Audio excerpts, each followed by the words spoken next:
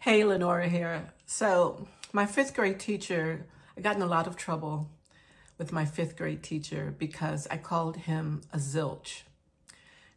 Yeah, I I thought it was clever. I was learning vocabulary words. I was a little bit of a geek like that, and I learned that word, and I thought it was funny to use it. But I didn't call it to him to his face. I wrote it on the board. Yeah.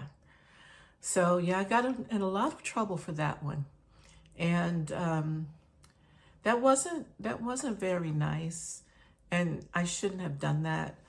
And in hindsight, I deserved the trouble I got into with my parents about that. But I was expressing my curiosity and a little bit of my liberation to not be a good girl all the time, et cetera, right?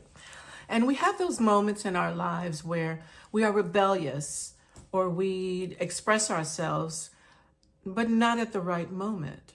And as adults, when we do this, we don't always do it in the right context. We don't always do it in the right circumstance where we're really going to help ourselves or allow our voice to be heard when we are feeling oppressed or taken advantage of or something like that.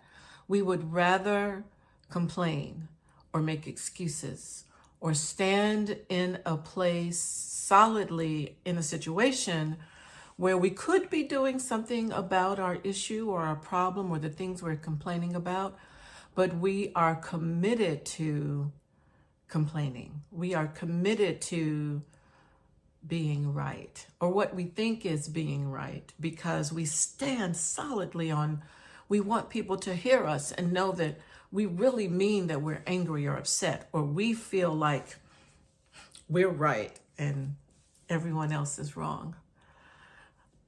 One of the things that I enjoyed reading on social media recently was Mel Robbins' interview with, the book Let Them Theory, her interview with a psychologist and researcher about emotional intelligence in adults.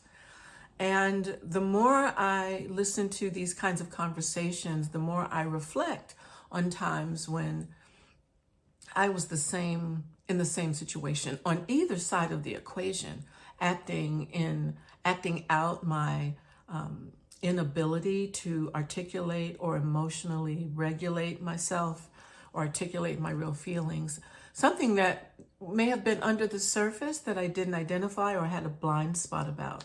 So this conversation is about being aware of our blind spots where we have not made the connection with ourselves or with others so that we can have the kinds of interactions, relationships, and outcomes when we're working with people that serve us and everyone in that context, so that we do no harm and that we do bring our best selves to a situation.